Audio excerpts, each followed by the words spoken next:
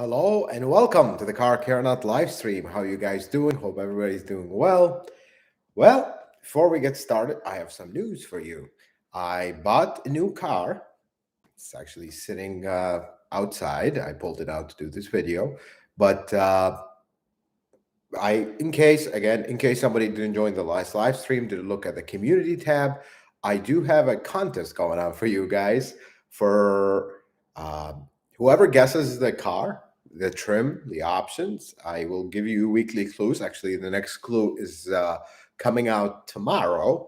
So whoever guesses the car right and the trim and all the other stuff, you will get a gift from me. And I have a very actually long video, so be ready for it. Very long video. I'm gonna walk you through the process when I bought it, the inspection and all that good stuff, and then we'll review the car, and then I'll show you some stuff that I'm doing to it to make it more mine. If I don't know if that's the term to use, but it's gonna be an interesting video. It's gonna take me. It's probably gonna be the longest video to make because I'm gonna wait until the brake and oil change at 1,000 miles, which shouldn't take long, but it's probably gonna take 3-4 weeks, to get there. So I hope we can get that video out this year. If not, you'll see it first thing next year. Probably I'm shooting more toward the end of December. That's the first thing, and the second thing is next weekend we will not have a live stream. That will be the break for me to spend time with the family. We will be back December 4th. Having said that, guys, and if you see me look all tired and big puffy eyes, I was filming earlier, and I was done. There was a viewer that brought me his Line Cruiser. Actually, it's pretty interesting. I hope you guys like that video when it comes out. But finished that, had lunch, and then sat down and took a nap. I usually don't like to take a nap during the day because then it just throws off my internal clock. You know how that goes. But that's the reason why I look all puffy, because I took an unintentional nap. That's how it goes. So having said that, let's get started, guys. Thank you so much for patiently waiting. Let's do this. So Mike says, what is the difference between brake caliper grease or rubber and rubber G? Where are they specifically used? So the brake caliper grease, you're going to use it on the caliper pins, on the pads, if you have shims that need lubricating or whatnot. Rubber G is a very specific grease, and this is not the grease you're going to go find in a parts store, for example. That's actually pretty expensive if you buy the good stuff through Toyota. But that's used on rubber parts that seal brake fluid.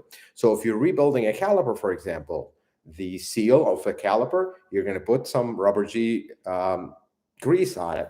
If you're rebuilding a master cylinder, the seals that need grease, like the one that oh my God, I'm trying to remember, the final shaft sit in that the pedal presses, that has rubber G grease, because that's a seal that has friction, that can, one side has brake fluid and one side doesn't. So you use rubber G grease on that.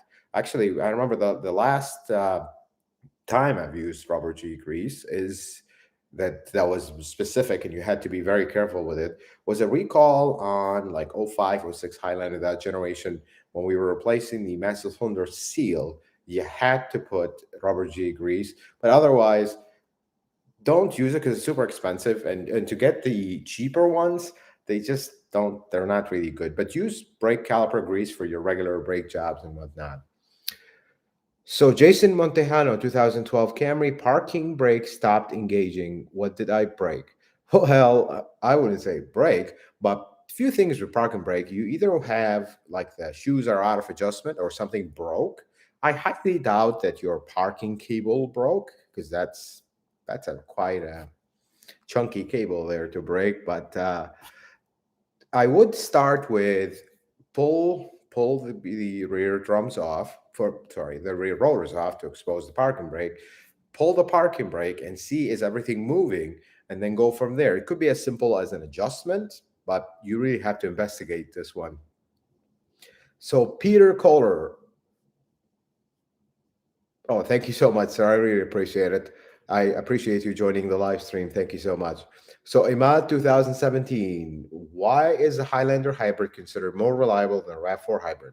It's not. They're both really reliable. There is no reason why I would say the Highlander is more reliable. Maybe I will say one thing: the RAV4, when it started, they did have a few issues that happened to happen somewhere around COVID time. The response time was a little slow. Maybe that's it, but otherwise, I wouldn't consider it one more reliable than the other. Colorado Boo, thank you so much for joining, sir. It's really good to see you. David Reed, should you rule out buying a 2017 that has 50,000 miles where the oil changes were done every 10,000 miles, not 5,000? Also, 2017 RX 350, better to go a little lower for transmission concerns. So the RX 350 didn't have as many issues with the transmission for some reason. They seem to be a little better. The software they have was a little bit different, but I would not be too concerned, especially with an RX 350, about the 10,000 mile oil changes to this point. But I would recommend you do the 5,000 mile oil changes going forward. As long as the oil changes were done exactly at 10,000, not 12 and 13,000, then that would be a problem. But if they're doing around 10,000, just a little less, that should be good. Hermes Mercury drive lapses. For fun and also reliability, would you recommend a 2022 GR86, or should I wait for the turbo 3-cylinder GR Corolla? Honestly, if it's for fun, reliability, I don't know, but for fun, yes. After going out of the last 86, it was just not good, reliability wise. And fun, yes, they were fun, but reliability was not great. But I will have to wait to see the new one. Honestly, I haven't even started looking at the new ones because they're not really out yet, where we have all technical training and technical information. But as far as the GR Corolla is far off, I don't think that'll be anytime soon. So at this point, I would consider you have the 22 GR86, but not the GR Corolla yet. That's a little bit further down. So honestly, we're going to have to wait and see what they improved in the engine. Yeah, some people are saying some things, but until it's out sitting on my bay, I wouldn't say much about it, honestly. So, Luigi, is Toyota doing anything about keyless fob relay attack vehicle theft? Does the vehicle VIN have anything to do with the theft? With the thief could use to make a key. So unless they have access to Toyota's system, which is very secure, of course, you can't get key codes to make keys for these cars. As far as the smart keys, they need to be programmed. Some people have brought concerns over it. As far as I know, I don't know of a new generation of smart key coming out, but um, I don't think the VIN number would have anything to do with it. If anything, it's the key itself. But that's because usually when you program keys, you don't really need a VIN, especially the smart keys. If you want to cut the key, like the mechanical key, then yes, you can retrieve the code using the VIN number. So here's another question. 2002 Avalon with 100,000 miles. Would auto transmission filter change and new gasket hurt on a vehicle with unknown maintenance? And do the magnets needs to be changed? Honestly, that car has such a reliable transmission. I wouldn't be worried too much about cleaning magnets to a filter. But check the fluid condition. If it's too dark, too gritty, I wouldn't replace it, because at that point you're past it. But if it's not, if it looks relatively clean, not the cleanest bright red, but relatively clean, not gritty, not burned, then yeah, I would consider replacing it. James, just noticed under the hood of my 2019 RAV4 Hybrid, Toyota factory service saying to change the transaxial fluid at 15,000 miles, Canadian models, change every 60,000 miles still. That's very interesting. Actually, James, could you do me a huge favor? And this is going to sound odd, so watch for this. Send me an email with that picture, because I do want to see. I've heard this before, I never got the picture of it. Send me that picture of that sticker, because there is some conflicting information about this, which absolutely makes no sense. 15,000 miles is a little too excessive, too early, I mean. But do send me that picture. I want to look into it and run it by a few people, see if we can get more information on it, because I don't have a lot of access to the Canadian side of operations. But hey, the least I can do is ask and see if we can get a definite answer on that, because 15,000 miles is too early for a hybrid transmission. I can tell you that, and it's the same hybrid transmission. But are they doing that for a specific reason? Why is it there? I would like to investigate it. So please send me a picture of that. Um, Send it to my email. Just write into the subject, um, Toyota Brav4 transmission fluid change sticker, and just attach the picture to it. If you don't mind, I would really appreciate it. So, Trav say I have a 2010 Tundra that is making a rattling noise underneath. I checked the heat shield and the catalytic converters, and it's not that. Do you have any other ideas?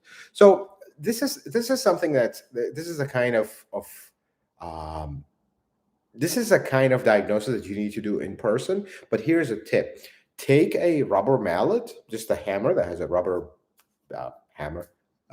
Tap on the exhaust, tap around things. That's how you'll usually find rattles. One thing that is somewhat common is the front shield, like that big shield, the metal shield in the front. If it's not 100% loose, it'll rattle, especially over bumps. If you tap on it with a rubber mallet, you actually hear it. But if you move it, it'll feel secure. So that's what I would be chasing after. So safe. Why the Entune keeps disconnecting my phone after updating? I had to remove the app, even then everything went well. You know what, brother? And Safe is actually a friend, and I got to know him as a viewer, and he brought his car, and I really appreciate him. We used that for the differential fluid um, video, so I really appreciate you for bringing that car and helping others make this video possible. But on the Entune, honestly, this is why Entune went away, because it was just terrible. It's so slow and so laggy. It just kept like you kept disconnected from it. You update it, it gets worse. Then another update comes out, and then we're stuck in this cycle of going back and forth. It just absolutely makes no sense. These are the problems that I spoke of with Entune. Unfortunately, that's how it is. It's so slow, and I actually encourage you not even to use it. Just use the regular Bluetooth. There is no really fix for it. You can disconnect the battery overnight and see if that improves anything. Chances are it's not, but that's the only thing I would try. And another thing you might want to try is like delete everything, all your basically go to the settings. You're going to find a setting that says delete personal information. That resets the radio, and then delete your car from your phone and repair them again and see what happens. All right. So Mitch Garrison. Well, thank you so much, Mitch. I really appreciate you joining the live stream. Mitch just looks like bought a Lexus ES350. Congratulations. I'm glad, and you're going to like it a lot. Okay, so 305 SC300. I want turbo my non-VVTi 2JZ GE SC300. What work would you recommend before going turbo? 200,000 mile engine. Well maintained, no leaks. So the main thing is run a compression, run, make sure the engine overall maintenance wise is up to date. If it's well maintained and no leaks, it should be up to date. But the main thing is run a compression test and don't expect to drive this another 200,000 miles. Unfortunately, at some point, you turbocharge engines, that puts too much load on them. If you really want to do the extra amount of work and do it right, pull the motor out, replace the pistons, put the correct pistons in there to drop the compression a little bit, perhaps put a new head gasket, do some work on the head, see how the guides are doing, replace your seals, just to refresh the engine, maybe put new bearings. But if you just want to do it and you are conscious that this is not going to last you another 200,000 miles, then slap the turbo and see what happens. But don't push it too hard. Don't start jacking up your boost, and now you have issues. So 2004 Line Cruiser, PO420, PO430, clean and haven't come back, cleared and haven't come back. Front O2 switching 5.8, back O2 staying at 0.7. Cats, gas cap, likely not gas cap, but if your front O2 sensor is switching 5 to 8, but the back O2 is staying at 0.7, that's actually a good cat. I wonder if you have something that was somewhat common with these is the exhaust manifolds leaking. Do you have a ticking noise when you first started it in the morning and then it goes away? Chances are that's an exhaust manifold, and that could cause a shadowy PO420, PO430 that'll kind of be intermittent.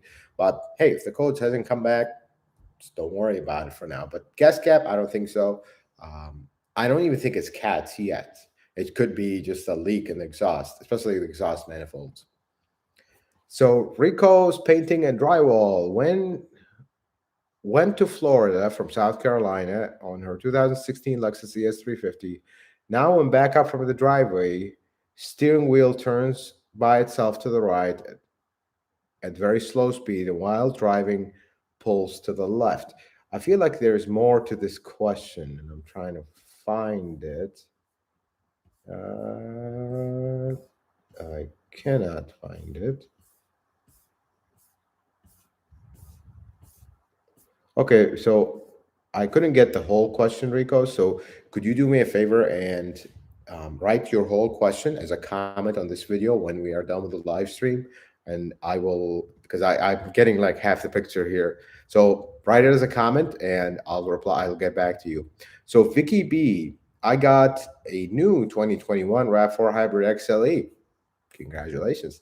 And on two occasions, the display screen have turned off spontaneously, including audio while driving. That's interesting. Any other symptoms? Any other warning lights on the dash? Anything else other than the radio? And did the radio restart? Did you get the Toyota logo again, or it just kind of screen shut off and turned back on? You're going to want the dealership to look at this, but they might need to do a. We've seen a couple cases of this. Not saying it's common, but have them check for software updates. I know it doesn't make sense, but the other thing I want you to do you have anything aftermarket plugged into any of the outlets? Like, do you have a phone charger? Do you have something plugged in? If you do, pull these out. And we have seen a lot of issues from aftermarket, like a charger or a little light, or some people use an air freshener or whatever the case may be. For some reason, they interfere and they do something with these radios, and you have issues. We've seen this a lot, actually. So these are the things I would do. Take it to the dealership. They might tell you nothing, no problem found, but keep a record of it in case something you have a complete failure, just out of warranty. You can have that track that, hey, I've been having this issue all this time when I was in warranty, and now I'm out of warranty, just out of warranty, and now we have a complete failure because of it. At least you have some establishment that actually can go back and help you cover it under warranty. That's just to establish the pattern of the issue. So Pablo Rosado tested a 2021 Corolla while my 2005 was as a body shop. It's better than my previous Corolla. The battery failed at 15,000 miles. Confusing, having radio, alarm, dash working, but no start. Feels like a go-kart. Runs great on short, high hill. CVT without first launch gear. But your video replacing the fluids shows too hard for DIY. Speedometer, wiper lights, switch look like a BMW 540. Trying to read the rest. So it's hard for me to. I'm trying to understand your question. The newer cars are going to be a little bit harder to work on the old than the older ones, but it is not impossible. They're still simple, and you just have to put a little bit more effort and learn. I have my videos. Unfortunately, you can't just go from an old car to a new car and then just say, oh, the maintenance is harder, because it's also a lot of car. I mean, you look at an '05 and a 21 Corolla. I mean, the 21 have a lot more features. It drives a very different. It's a lot more technological, gets better gas mileage, all this stuff. So you can't really look at it in this aspect where my older one was uh,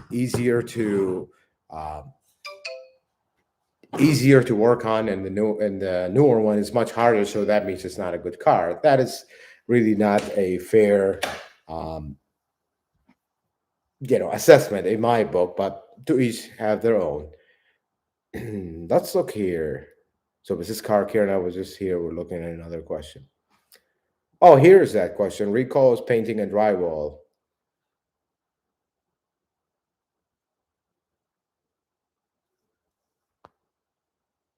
Sorry about the pause, guys. So Rico is asked, they went to Florida, South Carolina, 2016 ES350. Now when coming back, backing out of the driveway, the wheel turns by itself to the right at very slow speed, and while driving, pulls to the left.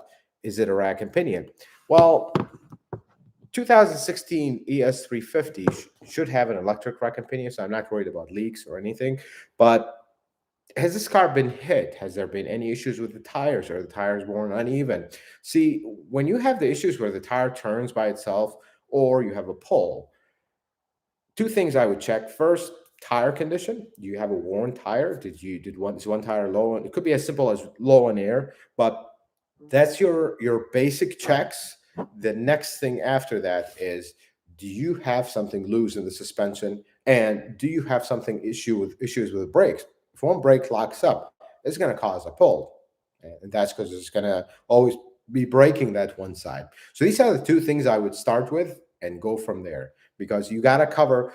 It is a very big mistake when you diagnose anything in cars, and I see this over and over, where people have if they have a concern and they immediately go over big stuff and they start checking like expensive big stuff. No, you always got to start with the basics, because odds are, if you miss something in the basics, you just went now on a wild ride going nowhere.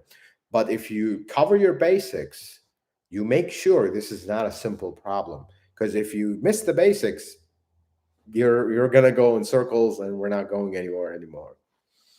So, Harisi, can you make a video about Toyota 3.5 twin turbo engine, which is coming in many new models like the LXC 300, LX600, new Tundra? That video is actually expected. I'm hoping sometime in December. That's coming up. That's it. It's not about green lights from Toyota or something. It's this is a private channel, but I think it is time. Toyota has released enough information about the engine that I can talk about some of its technology, which is now public information. So I think I can take you in a deeper dive on the engine and tell you some of its advancement and some of its technology. Some of it will be very interesting for you to hear. So that video is coming very soon. We're going to talk exclusively, and that'll be actually the first video on the Tundra on my channel. It's not going to have a Tundra in it, but we'll see. There's a little twist where you will actually see the engine. Stay tuned for that one. So Luigi 21 RAV4 XSE does not have lit window door lock switches. Do you foresee any problems taking them for a 22 version or a 19 Corolla that layout match? Shouldn't be an issue as long as the wiring is correct and everything matches. Shouldn't be an issue. Jay, sorry to go back to that. It is kind of odd that they didn't light them up. I know it doesn't make sense, but see, if I had a single complaint about Toyota, it would be things like that. It's like their 100% attention was on the reliability and dependability on the big ticket item, but they always miss the little stuff like that. Like there was a point where some of these RAV4s didn't have auto headlights. Like why? you look at a lesser model, it has auto headlights. Like you go to a Corolla, it had auto headlights, and you go to a 4Runner at the same year, at some point, it had no auto headlights. It's like evenness of option.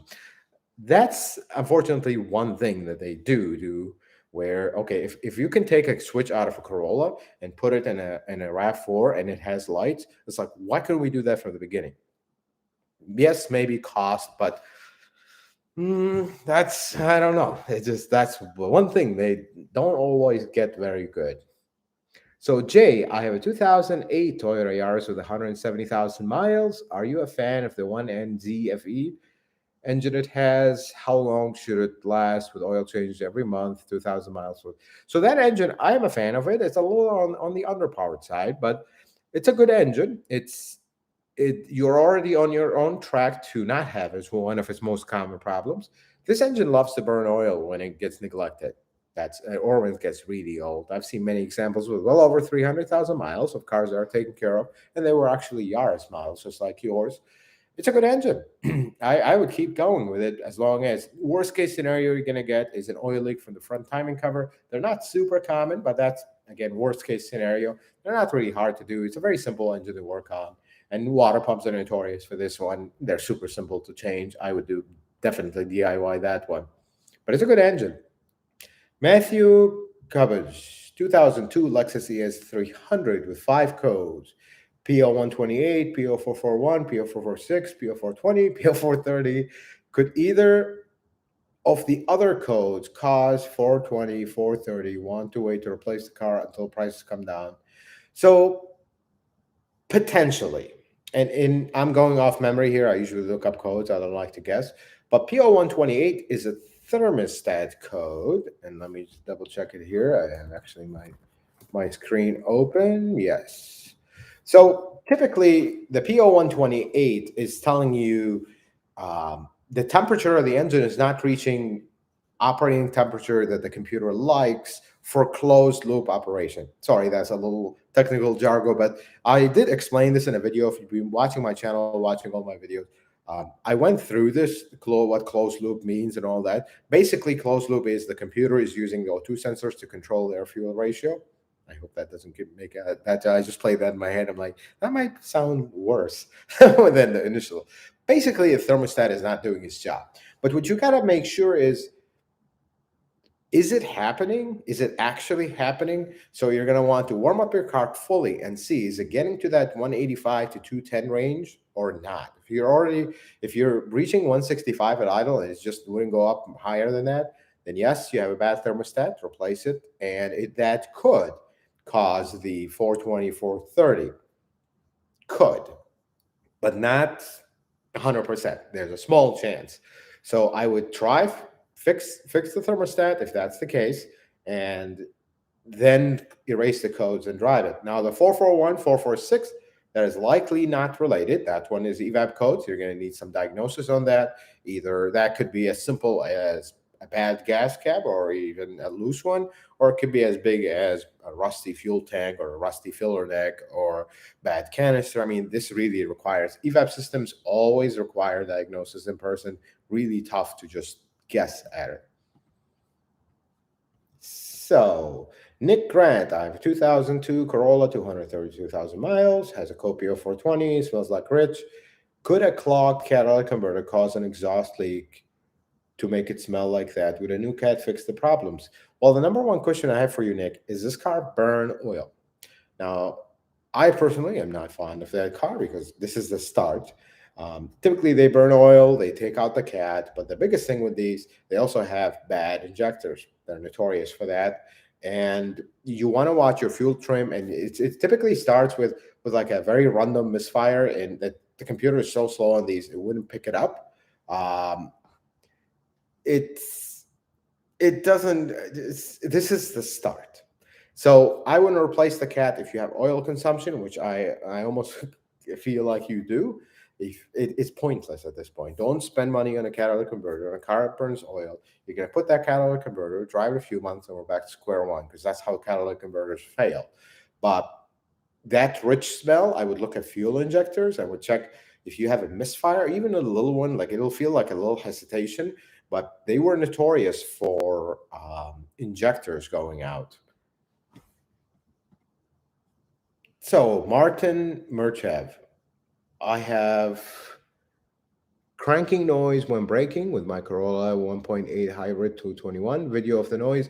Could you please post this video at the end of this channel? Sorry, at the end of this live stream. Post the video in a comment or email me the video. Tell write video from live stream, and I'll check it out and I'll reply to the comment, because I can't watch the video while we're doing the live stream, unfortunately.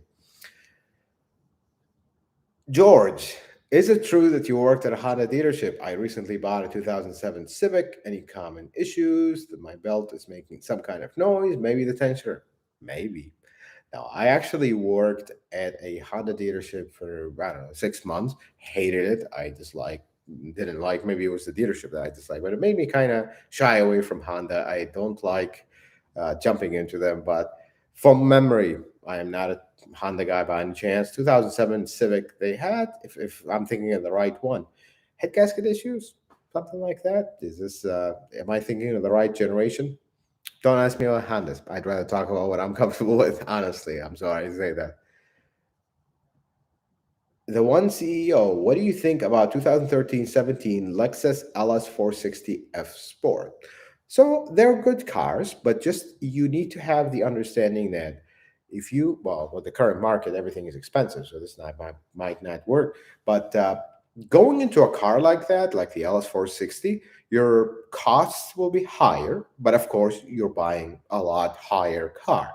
That's as long as you don't trade in a Corolla and go buy an LS460 expecting it to have the same maintenance costs and overall ownership costs as an LS460, you're going to actually love it. It's a good car, but just like any car, any machine, it's going to get a point where it's going to need repairs, it's going to need maintenance, and things can get pretty expensive.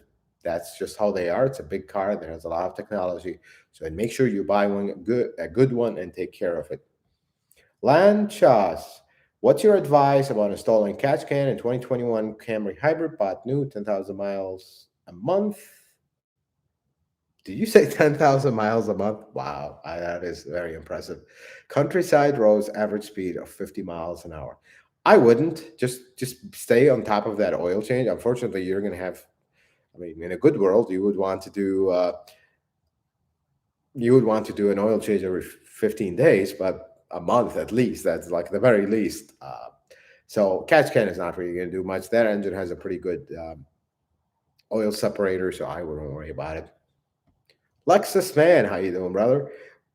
Why is oil getting thinner now? Is it because of tighter engine tolerances? My wife's Toyota Igo is 2020 and uses 0W60.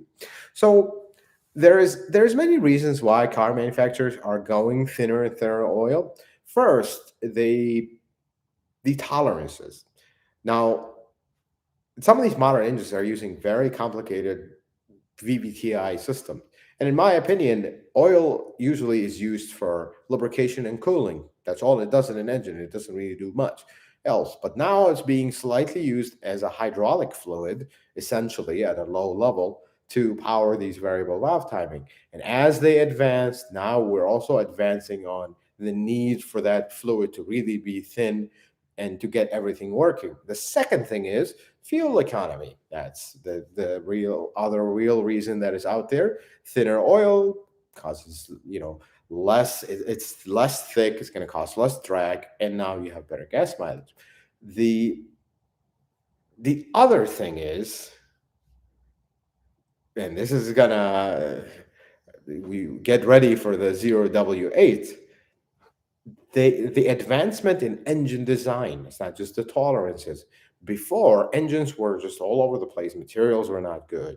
Things were not really as reliable as they are. But now they got to a point where engines are reliable. You can run such a thin oil at high temperatures, high RPM, and you won't have issues. That's that's another reason why. But I'm not concerned about it. It's they're not going to put an oil just for the sake of putting the oil that will compromise the reliability of the car. That's not the case.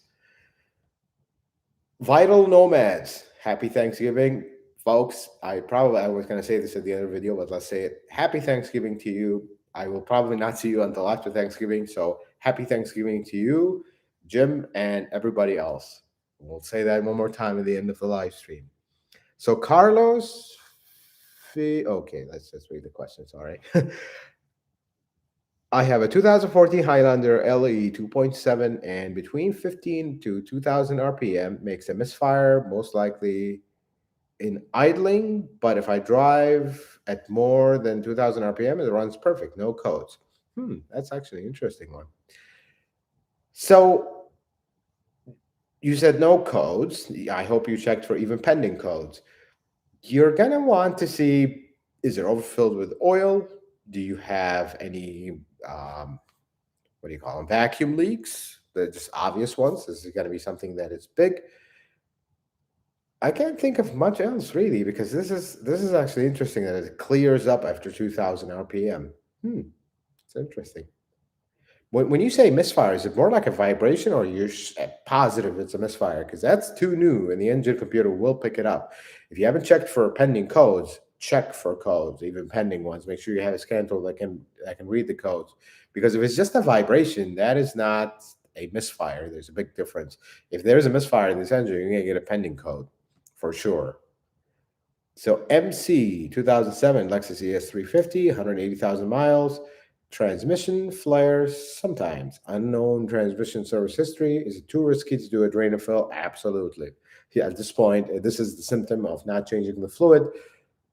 At this point, you change it, there's a very high risk of things dramatically getting worse. So if you're ready and you want to say continue having this car and you are ready to replace the transmission basically or rebuild it, do change the fluid. See what happens. Hey, it's a 50-50 chance. You already changed this before it. If you change the fluid and it gets better, you can drive it another 6 months to a year like that before you have to do anything.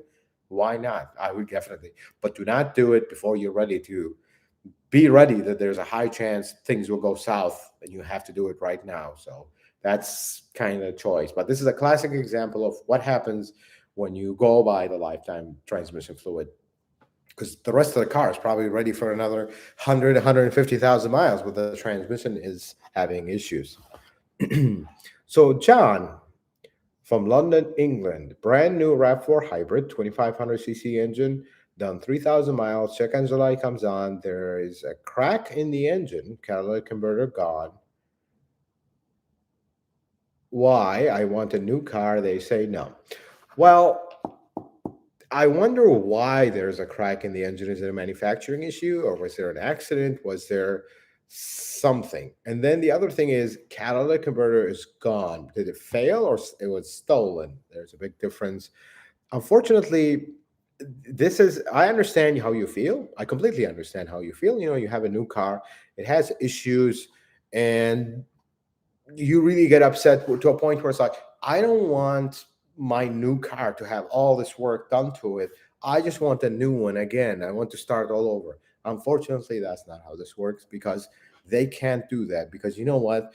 You have a valid concern to feel that way, but other people, if they just say, okay, well, you have issues, let's just give you a new car. Other people might take advantage of that, and they will intentionally cause issues just to get another car. There's all kinds of people out there that will try to use the system. And unfortunately, it's a system that is made to help people in certain situations.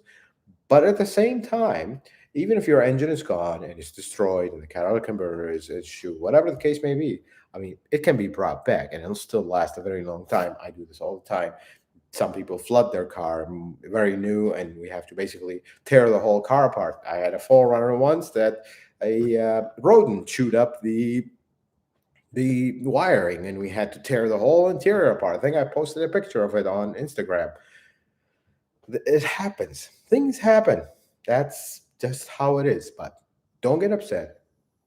It'll be fine. It'll be fixed. It'll be okay. But unfortunately, they can't replace the whole car because of that. So Luigi 2021 RAV4 hybrid, horn sounds like it belongs on a Tercel.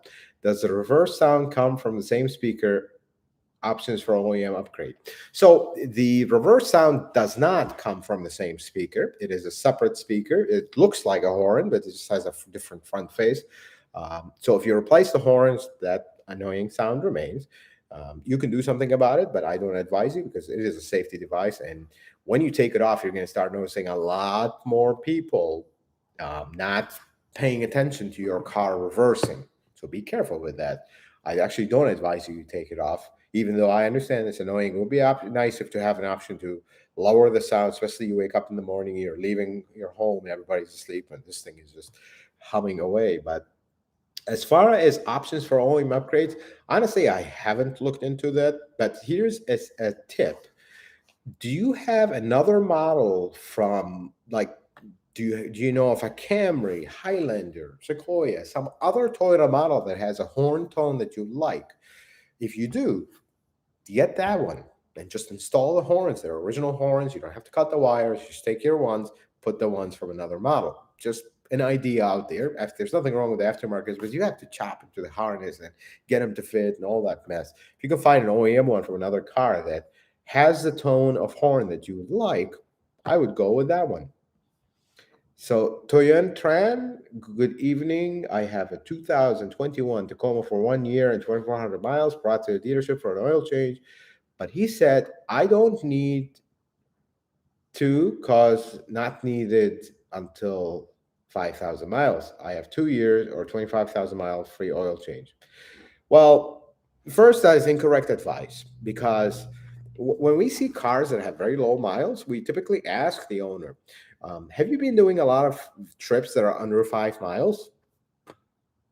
That's I can almost guarantee no dealership asks that because if you have been, you should have actually changed your oil at 6,000 miles, free maintenance or not. Look, I see so many people, and I'm sorry because there's a rant coming up here because I love you all. I see so many people fight over the free maintenance. I'm sorry. If you tally up the whole free maintenance, you're talking about, I don't know, 150, $200 worth of work. You're gonna sacrifice the longevity of your car because of this free maintenance. It absolutely makes no sense. You're already at 1 year mark, regardless of miles. Even if you did not drive short trips, you should be changing your oil. And the dealership should know that. They should basically skip your first service, go to the second one because you're already at the year mark. You're supposed to service the car every 6 months if you're going with a normal schedule. And the other thing is, you need to go till 5,000 miles. So wait, you're going to go 2 years plus on your oil change? I would, this is the problem. This is why I tell, okay, let's start this from the beginning. This is a message for all Toyota owners and Lexus, and actually all car owners. You don't have to be a mechanic to have your car last a long time. You don't have to know everything about cars to make your car last long. You just need to educate yourself on when does my car need maintenance and what does it need. Not how to do it, not all the little details, but just understanding when does my car need maintenance and what is the difference between timely maintenance and mileage maintenance. Because if you don't drive a lot, you're going to go by time. Things are going to be due by, some things will be due by time. But if you drive a lot, time is irrelevant, miles are. And understanding the maintenance, like when you go to a dealership, you need to have an idea what your car needs. They might remind you of other stuff, they might suggest other things. That's a different story. Then you think about it, research it, and decide.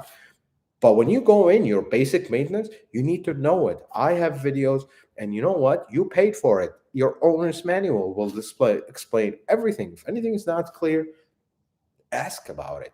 And don't just randomly like go, okay, my car needs service.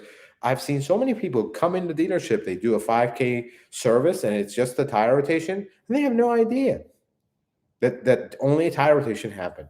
Even though it's written on the receipt, they don't read it. You gotta be involved in your car's maintenance. Not, and if you have this, look, let's rephrase that. If you can do it yourself, I'm all for it. I support you 100% because it's your car. You have the ability, you have the tools, do it yourself. There's nothing wrong with that. That's actually a good thing. You're taking care of your car yourself. But if you are not doing it yourself, then you need to have the, at least the basic knowledge of what is required, what is involved here. That is so important. And this is a classic example. And Tion, I am sorry that I went off on a rampage, but please get an oil change done as soon as possible.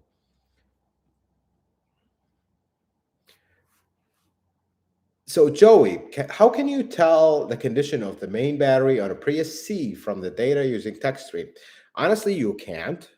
And this is for everybody. Everybody asked, how can you tell the condition of the hybrid battery? How is it good? Is it not? Honestly, you can't, because when you look at the voltages in the high voltage battery, it's gonna be, it's gonna show you a whole bunch of voltages, and you're going to look at them. Okay, well, I'm looking for a difference of 0.3 volts or 0.2 volts or whatever the case may be. Well, the data on the screen does not refresh fast enough. The computer can pick that up, set a code immediately when he sees that. So honestly, looking at the voltage of the data is irrelevant to a point. Now, the temperature data, that might be good to look at, but even that, you're going to see codes for it. That's how smart the hybrid system is. Now, many others promise the world where, oh, we have this app, this aftermarket thing that can check the health of the battery. I actually, honestly, until somebody comes out and explains to me technical lingo, not just promises, empty promises, I don't see any way to really know like the health of the hybrid battery accurately. That's that's the problem. Hermes Mercury drive lapses. Do you see vehicles having more problems since COVID and related disruptions? Are cars built worse due to either labor or parts availability? So let's start with the first part of that question. Are cars having more problems since COVID? Yes, because cars are not being driven as much. And if there's anything, sorry, let me start that again. There's nothing that destroys cars more than sitting. Honestly, I'll just say this. And most people, they'll put their car in the garage. That's fine. That's so you already took care of a lot of the damage that could happen to a car. But some people park their cars outside. Not everybody has a garage, or maybe you have a small garage that only fits one car, whatever the case may be. Parking that car outside, it's exposed to the elements, especially if you have harsh winters. It's really going to take a toll on that car and accelerate it going downhill. But as far as our cars built worse due to either labor or parts availability, not really, because that comes down, that doesn't have to do anything with um, what we're going through. That has to do with the company that makes the car. The factory is not like a small shop. The factory will, if they don't have the staff to do the job, they're not going to do it. They're not going to come to every employee and tell them, oh, you're doing double shift there, you're installing the sunroof and you're installing the tires. That's not how this works. They have to have their staff. This is not, they will produce less cars if they don't have the staff, not overload everybody where they're doing every job halfway. The factory is very different in that aspect. So no, I don't see why the cars are produced worse than before the pandemic. So Jim G hit 60,000 miles on my 2018 Camry SE. So far, this engine has really impressed me. Is it necessary to do an induction or injector cleaning services on it? So Jim and everybody else, Jim, I'm looking at the miles, and your car is right around 3 years old. Um, your mileage is average to a little bit above average. If most of your miles are highway driving, you really rarely do short drives under 5 miles or drive in really extreme cold weather without letting the engine fully warm up. Um, you don't really need an induction service. Maybe the most is a throttle body clean, if that. But I doubt it, but if some period of that time, like let's say 6 months of those 3 years that you've owned your awesome Camry, you drove it short distances, repeated short trips, like especially now in the pandemic, this is happening a lot. Repeated short trips, 5 miles or less, and then driving worse, driving those short trips in very cold weather. If you do, you could actually really benefit from an induction service, or not really injector clean. That, let's clarify, technically injector cleaning and induction service are two separate services, but everybody mixes everything, and most of it is actually induction service, and that's what you want. Injector clean, it absolutely makes no sense to clean the injectors. Especially a Toyota, it's like you're not going to have injector problems, and by the time you do 4 or 5 services, you already paid for the injectors. So what are we doing here again? Especially with direct injectors, you do not clean direct injectors, please. If anybody says, "Oh, we're cleaning the direct injectors," yeah, okay, that's not going to happen. The other thing is, the induction service is what really matters. These engines, some of them will have oil in the intake, some of them will have some carbon buildup of some form when you have these short trips. This is even non-direct injection engines, by the way. They can build carbon if you drive them a specific way, like short trips repeatedly. They're going to build carbon, but that's the difference. And this is where it comes to mechanics need to be more clear. Well, in dealership case, you're not really talking to the mechanic, you're talking to the advisor. They need to be clear. The service for your car needs to be tailored to your driving condition, because the way I drive is not the same way you drive, not the same way your neighbor drives. Everybody drives different, so everybody will need some maintenances more than the others, and that's how this is flexible. This is how, you know, people who recommend work on cars, they're going to need to up their game to ask you it seems like in this business, uh, people that are in a position to sell work to customers, they're so afraid to ask questions.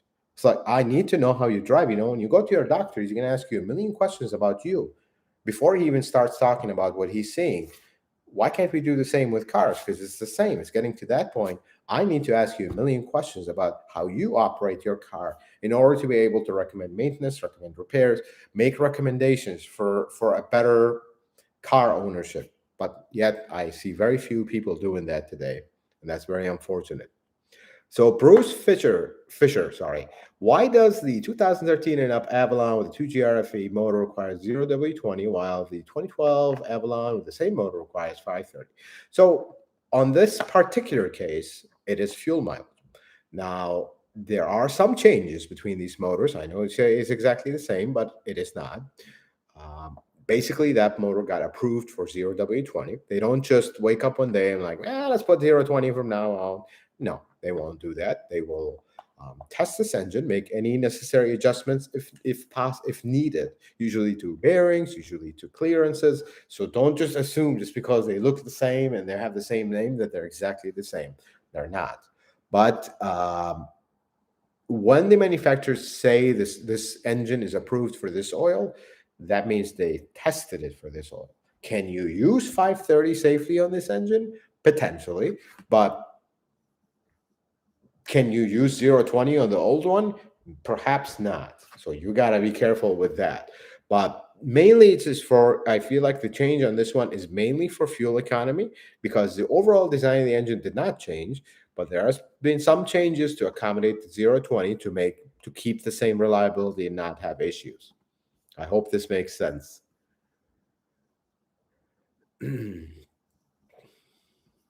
So fizz out, how to tell if the caliper piston are seized or need a rebuild. When compressing the pistons, how much resistance is normal versus too much? Maybe a good diagnostic prevention remedy video topic. So yeah, it is a good topic, but honestly, as far as compressing the piston, this is kind of an acquired feel. I can't tell you, this kind of resistance. It's really hard because my hand strength might be stronger or weaker than other people, depends what kind of work you do and how physically built you are. So it's really hard to put it in that aspect, but the main thing is you should not be putting all your weight to compress a piston. And the best way is that tool there's a tool I recommend. I think it's on the Amazon affiliate store. The one that you ratchet to compress the piston. If you want to put pressure and feel like that pressure is easing. So as you compress the piston, you're going to have some resistance to just move the piston. But once it starts moving, it should be easy across the way. If you're pushing it and it's smooth, all of a sudden it stops, you have a problem. Something is seizing, something is stopping it. But if it absolutely doesn't move, that's when you know it's 100% seized.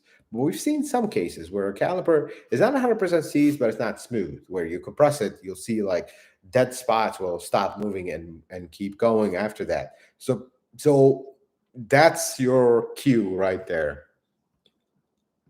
Kevin McHugh, 2003 Tacoma pre-runner off-road package. When braking at speeds over 45 miles an hour, the car shakes, not the steering wheel. Front pads and rotors new, 1,000 miles.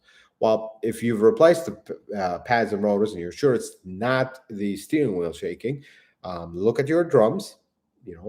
Drums can warp, and boy, do they cause a huge vibration, a lot worse than disc brakes. You can resurface them. Yeah, I wouldn't replace them. Just you can resurface the drums, and life would be good. It'll be quiet. It'll stop shaking, and that would be definitely the first thing I would do. Josh Jones, I am an express tech at my local dealership. Folks, I need to take this opportunity before I finish this question.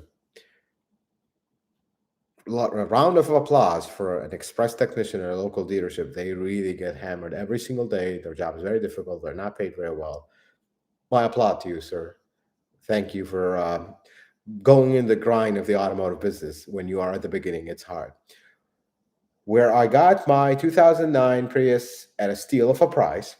Yeah, that's one perk for working at a dealership. The only issue is the manufacturer, the multifunction display screen problem common on the second gen models. Any advice on fixing it? Unfortunately, you're kind of, I can imagine that you already went to Paris and looked up a price for it. That's the face I'm going to make for that. But used, my friend, there is no other way. I don't really know. First, research repair on them. I don't really know if you there's a way to fix them yourself or something. I don't know if any companies that do repairs, but also didn't we have an exchange on these? So Toyota, something for radios for everybody who's interested. Um, when you have a radio, Toyota actually have an exchange program and they manufacture the radio. Most of these radios are made by Pioneer, Denso, whoever the case may be, others as well. So they can send your unit in and then that company sends you a replacement right away. Or sometimes the radios that they don't have available, they can send your unit in to get it repaired and bring it back, just to keep costs down. Because if memory serves right, excuse me, that screen on that '09 Prius was like 7 grand, $7,000. I think that's the MSRP for a new unit, which is no longer available, of course. But when you look it up as a part, it's pretty scary. So that's the one that I would check. Look into used ones. Research online if there is, and of course, ask your parts department if you could send it in. Zig 8100, does the weight of the 2GR kill motor mounts and struts? Seems like my Camry needs both. 118,000 miles. I replaced the top motor mount twice already. Well, has this car been in accidents? Because they're not, the 2GR should not kill the motor mounts. It's actually, they're known to last the life of the car. Um, if this has been an accident where the engine and transmission is not sitting correctly, it could start tearing up into the mounts. If you have a bent axle, it'll tear up into the mounts. So I would investigate further. Now the struts, you're gonna replace them once, and that should be it. But the motor mounts, and you said you replaced it twice, something is off. Something is not right. Something is not sitting right. And that's what I would investigate. So, another question.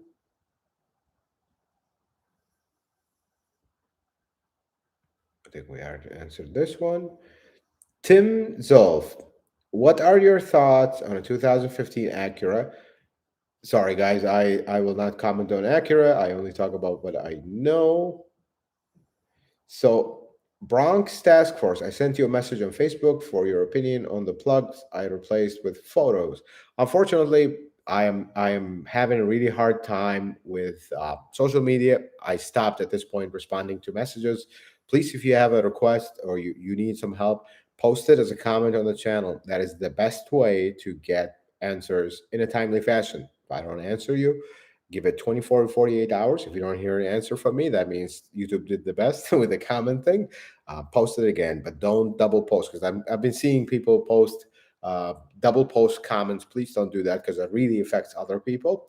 And whenever you see one of those cryptocurrency things, please report them as spam so they would go away, because they really jam up and they waste my time and basically stop me from getting to comments that people actually have a question, they need help, or whatever the case may be. So whenever you see that, yeah.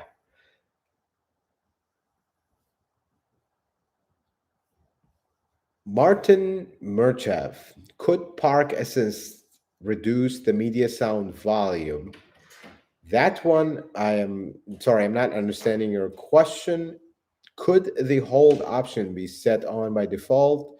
Unfortunately, the hold is not something that is possible to do by default, because I don't understand. I don't know why they want to do that. I wish they would. We've asked about this multiple times, and we haven't gotten anything on it.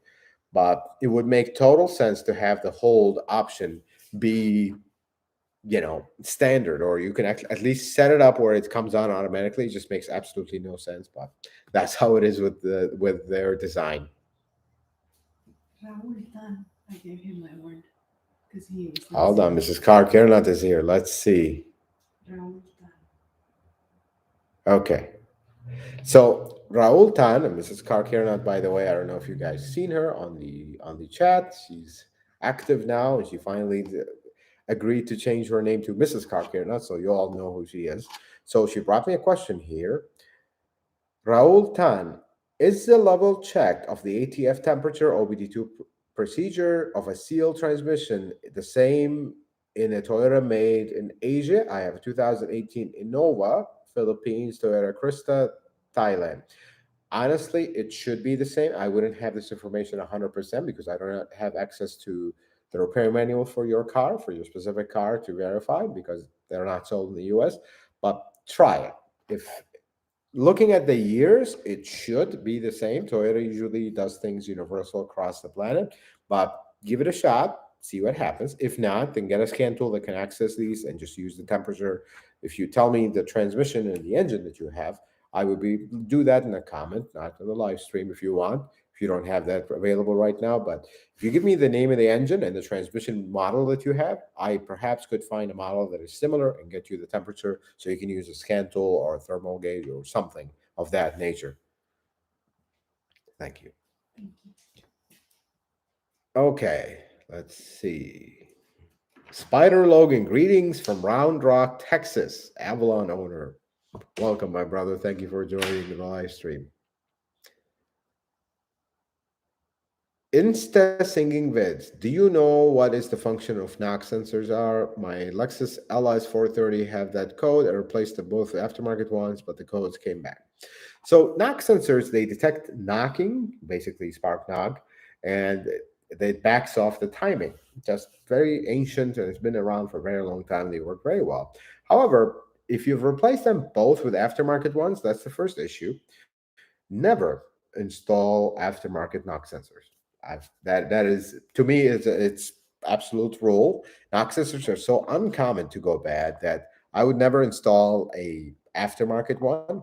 And the other two things that I want you to be aware of: every time you replace a knock sensor, replace the wire if it's a separate wire, or inspect it very closely. They're typical to, especially in a V configuration, they're typical to get brittle, get hard, and break, and that's your usual issue. And the other thing is torque your knock sensors always because they're basically a microphone. That's exactly what a knock sensor is. It's a microphone that picks up a specific frequency that the engine makes when it knocks. Now, when you over tighten it or under tighten it, it's worse when you under tighten it and it gets loose with heat. It's gonna start rattling around. You're not gonna hear it outside, but that's enough. Could give you a false reading. And if you over tighten it, you stretch it, and now it's not really, it's communicated in a way that it's not going to pick up these frequencies, and now it's going to set a code or just not do its job.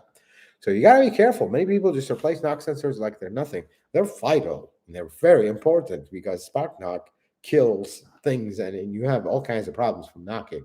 So replace them with the OEM, inspect the wires. If you already spend the money on the OEM and sorry, on the aftermarket ones, and you can't return them, okay, just make sure you torque them to spec, put the wire, and see what happens.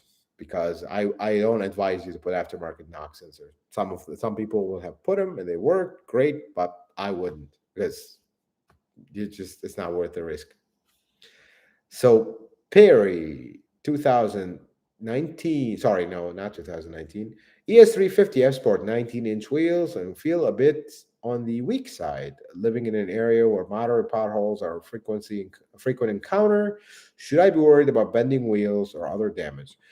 It's likely you want to avoid big potholes, but if you keep your tire pressure right around 32, that should help things. The car feels smoother. It'll be a little bit more resistant to pothole, but try to avoid them whenever possible. Now, bending wheels, it it's it's gonna be an issue, but not to a point where it's gonna, because that's also not a very heavy car. It's not gonna be to a point where you're gonna crack wheels and destroy them, but you're gonna feel vibrations if you really hit that big pothole at high speed. As far as popping tires and bubbles in the tires, yes, that's unfortunately also another thing. Not so much popping tires because it's not a heavy car again, but um, popping bubbles in it. So be careful and keep an eye. Make sure the tires are inspected every oil, every service of the car for bubbles. Bubbles, that pop up on the tire when you hit a pothole. BSL online: what causes engine knocks on cold start when outside temperature is below 30? It's too cold. That's basically metals contract when they're cold. And then one thing that causes usually engine, that rattly noise when they're cold is valve adjustments. some engines, and namely the 2GR engine, for example, the pistons do that. And then it's called piston slap, and people freak out about it, but it's actually normal for that engine. Some engines will just do that, more prone to this than others. That same engine that rattles every morning, you can drive it another 200,000 miles, and it's fine. So well, I'm not worried about it. Not every noise is bad in a car. Sometimes you just unfortunately have to live with some of these noises, because the other alternative is you spending a small fortune and drive it a year and it'll back to the same thing, and then your next owner drives it another 200,000 miles with the noise and nothing happens. So I'm thinking I wouldn't worry about it. Art Vandelay, son has a 13 four-cylinder Camry, 100,000 miles. I recommended a dealer transmission service. Instead, he went to an auto service chain store that was closer to home. No Toyota WS fluid. How serious of a mistake? It's not a big issue. Stop by a dealership. If you're concerned about the source of this fluid that this place used, stop by a dealership, have them flush the transmission, and call it a day. But if you think they used their quality chain, not some random whatever, and they have good warranty, and what are you gonna do? You can, if unless you have the funds to do this, what are you gonna do at least? But just make sure you emphasize, hey, if there's any issues with this transmission, you're liable for it because you serviced it. And the other thing is, make sure you check the fluid level. That you can DIY yourself, and it's not really a big expense. But at least check the fluid level. That's the main one, first thing that I would do. Hulk Hogan JG2000. I have a Toyota Camry that makes a whistle noise when driving. Sounds like an air leak in the cabin. Any suggestions on how to find it? So this is usually difficult to find, but here are some pointers to help you along your journey. The first thing is a very common area where um, when leaks happen is around the glass and around the openings in the car. Those are the first areas you want to look at. So the door seal and the windows. So take some masking tape, tape those areas up. It's going to be difficult when you're doing the driver's side, because you're going to have to crawl from the other side, or sit in the car and have someone else tape them real quick and go drive it. Eventually, you're going to tape an area where the sound goes away. That is your area. Now, as far as repairs, maybe a seal, maybe a door is not sitting right, but first isolate it to an area. And don't use duct tape. Use masking tape of good quality, not cheapo stuff, so it would stick well and create a seal, kind of. That's the easiest way to find air leaks. All right, folks, we'll take a few more questions and we'll call it a day here. So, JA, I just rebuilt my transmission and the torque converter on a 2012 Camry SE from third party. Do I have to bring the car back to the dealership to have the torque converter update software? I highly recommend you do, because the torque converter issue will come back if you don't do the update. Shouldn't be something very expensive, maybe an hour labor at most, but do have them do the update. However, if memory serves right, some of these got the update under a campaign, so you'd get it for free. Call your dealership, inquire about this, tell them, hey, I did the torque converter elsewhere, but I'm concerned about the software update. Is there a campaign for this, or do I have to pay for it out of pocket? What's going on with the software update? Don't fight them over it, whatever the case may be. Trust me, pay that small amount for the update and have the peace of mind for a long time. Because if you don't, we're going back to torque converter land not too far down the road. Jim D, how much coolant loss is normal in a 2020 Highlander? The generic technical answer is none. But here's the true real world answer. Are you checking the coolant level at the same time? So when the coolant is cold, it's going to be somewhere halfway through the bottle. But when it warms up, it's all the way up. But how warm and how cold is how. That's why you have a minimum and maximum. You don't always want it to have it at full or maximum.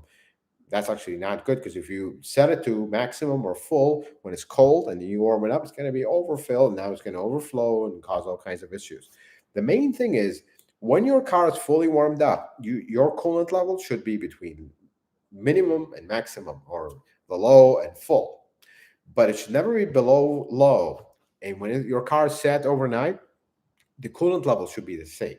Not exactly the same level. It's going to vary, but not below low.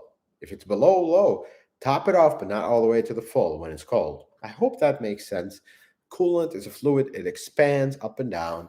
You don't want it to be overfilled, but you also don't want it underfilled. You want to keep it somewhere halfway. When you're checking coolant for coolant loss, for example, let's say you parked in your garage. The best way, in my opinion, to look at it is when it's sat overnight. That's a constant. You want to have a constant. You parked it in the same garage, waited overnight, same temperature in your garage, check it in the morning. Then the next time you do it under the same conditions. And then you can say this is an accurate level if I am losing coolant or I am not. Just wanted to bring this to your attention because coolant level will vary slightly, and many people think that we are losing coolant when it's actually just you checked it when it was hot, then you checked it again when it's cold, and that's just a normal drop from the expansion. So Nico Sokol, battery is the full thermal engine hold on. Battery is full. The thermal engine refused to stop and to switch the electric one. Battery is not full, works fine. Corolla 2020 nickel metal hydride Europe. So I'm having a hard time understanding your question, but from what I'm understanding here is the engine is running all the time and it doesn't stop. 21 hybrid. Well, if the weather is extremely cold, that's one thing. And the other thing is, do you have trouble codes? Because the number one symptom of when your engine runs all the time in a hybrid and it just feels underpowered is your battery having an issue? The high voltage battery, not the 12-volt battery. Um, but if the weather is also extremely cold, it could run the engine for an extended period of time. But if you have no codes, no issues, that is a little bit strange why it would run the engine all the time, because after some time of driving it should shut off that engine and now we're back to normal hybrid mode. But if the weather is too cold, it's gonna do that. All right, folks, so I'm going to take two last questions and we'll call it a day. How about that? I'll just go random questions across. Actually, that's a good question, and we should read this.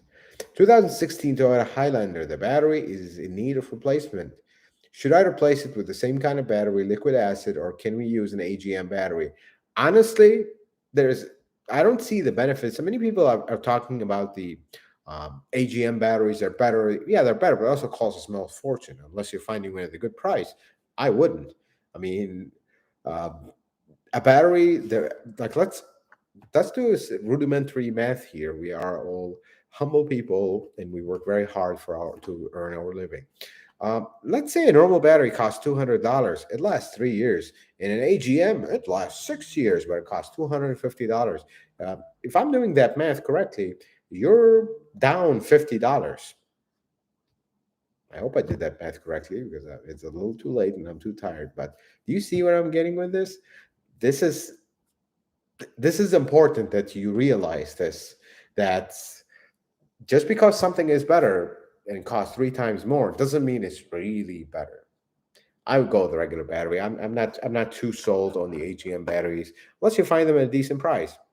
Then they're okay. Of course, they are better, but sometimes their cost doesn't justify their benefit. That's how I see it. Sheldon Herbert, 2013 or 14 GS350 with 60,000 miles for $26,000. One owner, is that a good deal? It's a good car. I can't tell you if that's a good deal because this will vary between states price wise, but that year, that miles, that's a very good car. Now, if that's the current price going in the market, it's a one owner. That could be a good deal. But as far as the car, I can tell you about the car. I'm not a salesman. That's a good car. That's a good year to buy. And it doesn't seem to have a lot of miles. It's one owner. Typically, one owner cars are a little bit more maintained, hopefully. But do ask for service records. That doesn't mean that you shouldn't ask for it. That doesn't mean you shouldn't ask for an independent inspection. Always inspect any car you buy. That's the recommendation, unless you can or whatever the case, you know it, whatever the case may be. But just because it has low miles doesn't mean you shouldn't inspect it. Because trust me, sometimes you'll find surprises with low mile older cars. This is not an older car, but you know what I mean. Just because it has low miles doesn't mean it's great. All right, folks. So I'll take the last question here. And if you've been watching my channel for a long time, what is the last question? The last is always first. Let's see. Here we go.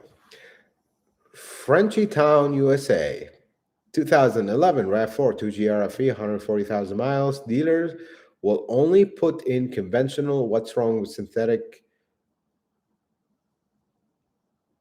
Can you send me a car care not sticker in the mail? That's interesting request. Maybe I should do that. So here's the thing with I don't understand why a dealer wouldn't want to use synthetic. The only thing is there is some evidence to suggest that using synthetic in an older engine could cause oil leaks, and I've read some overcomplicated article about it, and I don't know. Honestly, it just sounded too technical jargon to really make sense. But if you've been using conventional oil, you continue to use conventional oil. That's what I keep telling you about this. Don't keep switching brands of oil. If you've used brand of oil for 140,000 miles, use the same oil. Don't start experimenting at high miles. That I think makes a little bit more sense to the average Joe like me and you. Don't be switching around. Keep it the same when you get to high miles. If you're going to do that switching around, do it early on, and then not switch around just for sake of switching around. Switch around to see what you like and then stick with it. That is the best thing to do. Safe, thank you so much, sir. I appreciate it. All right, folks, let's have a little talk. So what are we guessing? I'm going to the live chat. Happy Thanksgiving, everybody. Guys, you are awesome. Thank you so much. What are we going to do for Thanksgiving? Who's having turkey with family? Actually, we are not having turkey this year with family. We're going to a restaurant because my family is a little far away. And this year we decided to kind of kick back and relax. So we're just going to go to our favorite restaurants. That's going to be fun. And I'm trying to read some of your comments here. David Ona, I'm a loop tech at a Toyota dealership. Good for you, brother.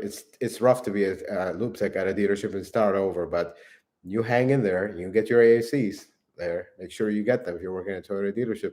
That's the best way. Maybe you know what the video. It's come to a time where we got to do the video about how to become a Toyota technician, so you can see what it really takes to be a Toyota technician. Opa man, lamb or goat? No, I don't know. Good question. Now you're giving me ideas. Because today I didn't really eat much. So now I'm thinking about that. That's interesting. All right, guys. So happy Thanksgiving to all of you. Thank you so much. I'm reading all your happy Thanksgiving. This is really nice.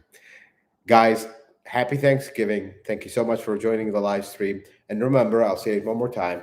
So we're not going to have a live stream next weekend. I'll spend that time with Mrs. Carr Carnot and the kids. But the following weekend, which is December 4th at 7 p.m. Saturday, that's when they're going to be our next live stream. So y'all won't see me for 2 weeks live, but you will see me through the videos. So we have a few interesting videos coming your way. So I hope you like them.